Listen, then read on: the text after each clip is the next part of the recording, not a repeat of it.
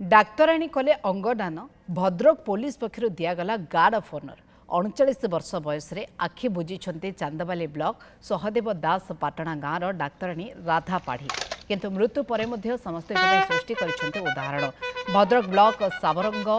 एरोडारे homeopathy डाक्तराणी भाव में कार्य करते किंतु 3 वर्ष बयस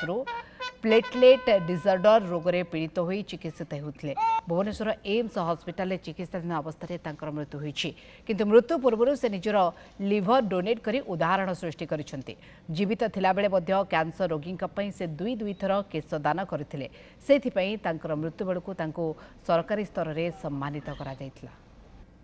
गोटे भल वार्ता शुणेले गोटे भल दुनिया भी जानिबो माने प्रकृत से लोक तो चलीगले तांकर जो अंग रहिला जेकोसी लोक डैमेज हो अंग द्वारा चलिए से लोक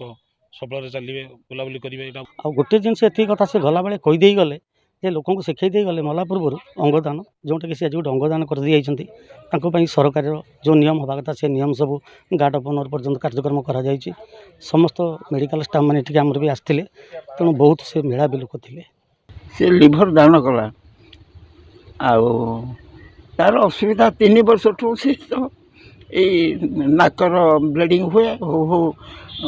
12 वर्ष पर दांतर ब्लीडिंग है से डाक्तर थे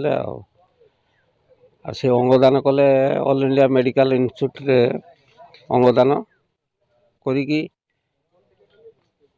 माने मूल्यवान तार अंगदान 2टी हो 3टी हो जीवन पुनर्जीवित हो पार अंगदान फल।